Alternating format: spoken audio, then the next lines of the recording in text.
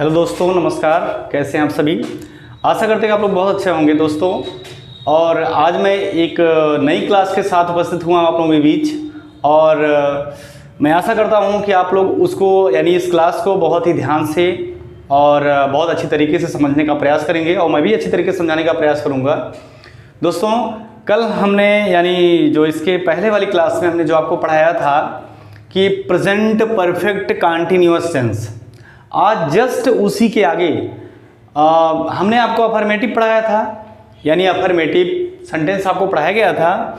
आज जस्ट उसी के आगे जिसका नाम है नेगेटिव सेंटेंस, आज उसी का दूसरा सेंटेंस और तीसरा सेंटेंस पढ़ना है। ठीक है, तो ध्यान दीजिए, जो आपका ये सेंटेंस है नेगेटिव सेंटेंस, नेगेटिव का मतलब होता है नकारात्मक वाक्य।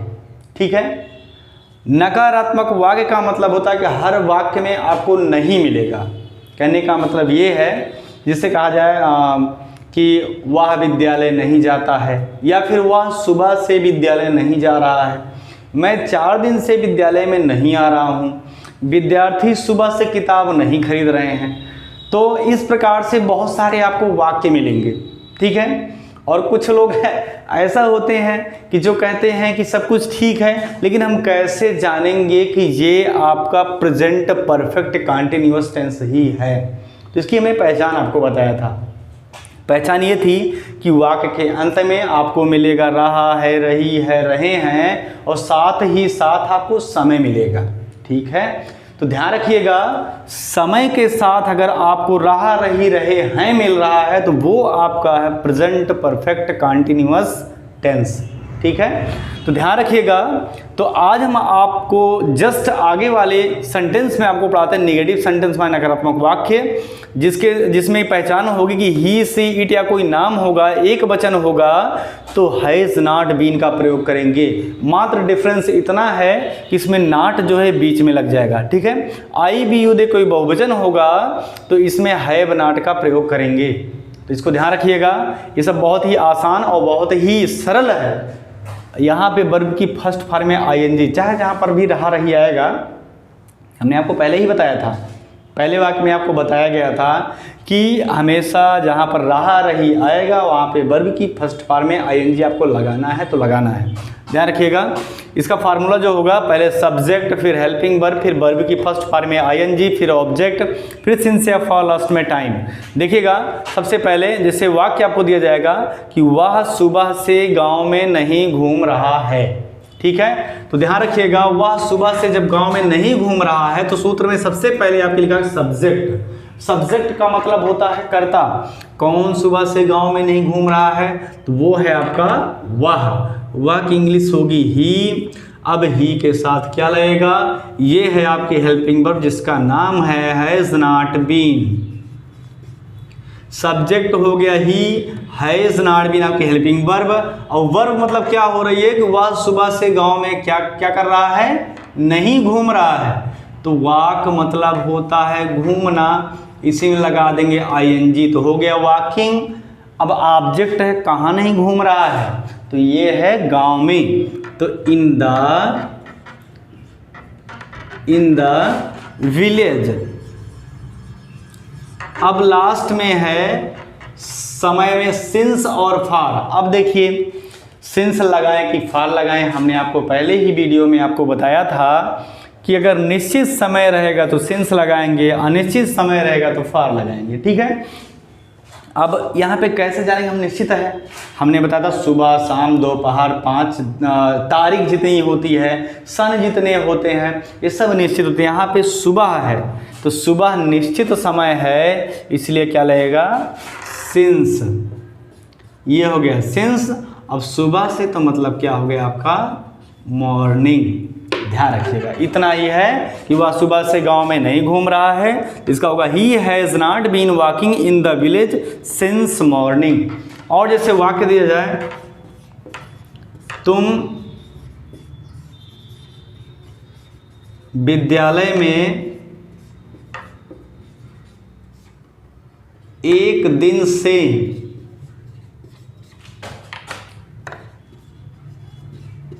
नहीं खेल रहे हो, तुम विद्यालय में एक दिन से नहीं खेल रहे हो।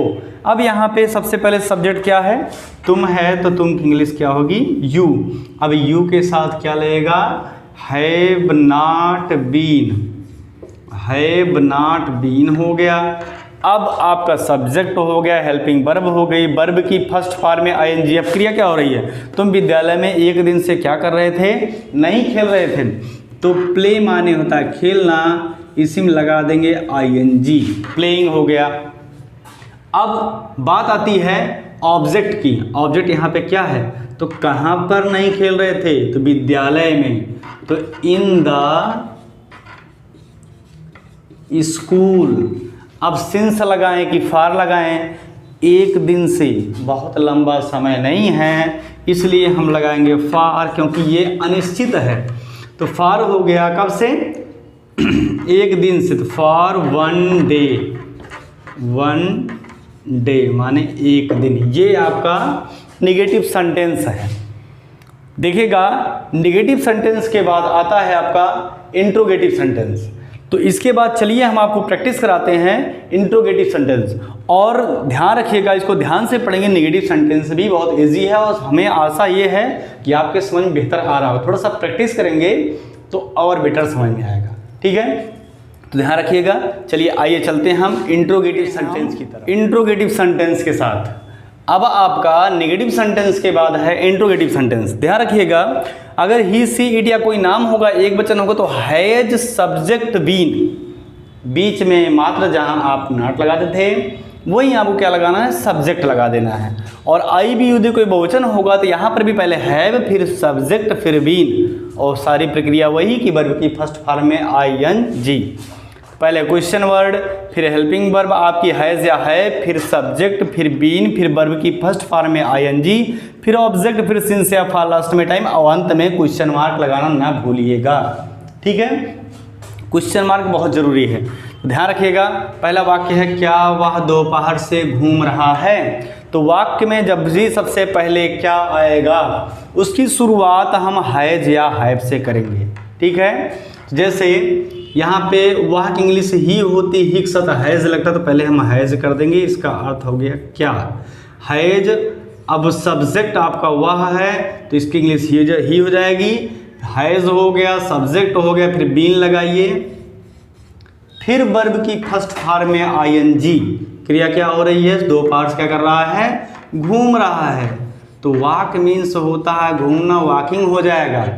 अब ऑब्जेक्ट तो है नहीं, जैसे ऑब्जेक्ट नहीं इसलिए क्योंकि जैसे कहा जाओ विद्यालय में, मैदान में, बाजार में घूम रहा था, सब दिया नहीं गया है, तो वो ऑब्जेक्ट नहीं है। फिर सिंस लगाएंगे, फार लगाएंगे। दिन भर में दोपहर कई बार आती है, एक बार, इसका मतलब दोपहर निश्चित है, इसके लिए हम लगाएंगे सिंस। और नून का मतलब होता है दोपहर, और अंत में क्वेश्चन मार्क। दोपहर चाहे नून कहना चाहे आफ्टरनून कहना, दोनों सही होता है। अगला है वे एक महीने से कहाँ जा रहे हैं। वे एक महीने से कहाँ जा रहे हैं। अब वाक्य के बीच में आ गया क्वेश्चन वर्ड। क्वेश्चन वर्ड जब वाक्य के बीच में आएगा तो उसकी हम मीनिंग लिखेंगे। अब कहाँ की मीनिंग क्या होगी, वेयर। ये हो गया आपका क्वेश्चन वर्ड। अब हैज लगाएं, हैव लगाएं, वे की इंग्लिश होती है दे, के साथ लगता है हैव, तो यहाँ हैव पहले करेंगे। फिर बीच में लगेगा सब्जेक्ट, सब्जेक्ट यहाँ पे वे है, दे लगाएंगे। फिर सूत्र में आपका बीन है तो बीन लगाइए। फिर वर्ब की फर्स्ट फॉर्म में आईएनजी। तो वर्ब मतलब क्रिया क्या, वे एक महीने से क्या कर रहे हैं, जा रहे हैं। तो गो मीन्स होता है जाना, तो गोइंग हो जाएगा। और उसके बाद फिर ऑब्जेक्ट तो है नहीं, इसमें सिंस लगाएंगे, फॉर लगाएंगे। एक महीना बहुत लंबा समय नहीं है, फिलहाल लंबा मान लीजिए है भी, तभी ये क्लियर नहीं कि महीना कौन सा या फिर कितने का है, 30 का है, 31 का है, 28 का है, इसलिए क्लियर नहीं है यानी अनिश्चित है। तो क्या लगाएंगे, फॉर लगाएंगे। फॉर एक महीना है तो 1 मंथ हो जाएगा। इस प्रकार से आपको बहुत सारे वाक्य मिलेंगे और आप इसकी प्रैक्टिस करिए। अगर नहीं समझ में आता है तो आप कमेंट करिएगा और आपको एक से एक और भी अच्छे, जितना हमसे हो सकेगा उतना अच्छा आपके लिए और क्लास बनाई जाएगी और अच्छे तरीके से पढ़ाया जाएगा। तो मैं आशा करता हूं कि आप लोगों को बहुत बढ़िया समझ में आ रहा होगा। और इस प्रकार से अगर आपको समझ में आता है तो इस चैनल को सब्सक्राइब, लाइक और शेयर करना न भूलिएगा। दोस्तों, यही हमारी एनर्जी होती है। अगर आप हमें लाइक, शेयर और कमेंट करते रहेंगे ना, तो इससे ये होता है कि हाँ, अगर उसका पॉजिटिव रिजल्ट मिलता है तो और उत्साह बढ़ता है। तो प्रयास करिए कि आप लोग समझने का प्रयास करिए और हमारे साथ मिल करके आप अच्छी तरीके से पढ़ाई करेंगे तो निश्चित रूप से आगे जाएंगे। दोस्तों, आज के लिए इतना ही। शेष आपको नेक्स्ट क्लास में आपको इसके आगे जस्ट पढ़ाया जाएगा। तो लगातार आप मेहनत करिए और मैं यही आशा करता हूं कि आप लोग लगातार सीख रहे हैं और मेहनत कर रहे हैं। बाकी इन्हीं बातों के साथ मैं आपको नेक्स्ट क्लास में और अच्छे समझने का प्रयास करूंगा। Thank you very much.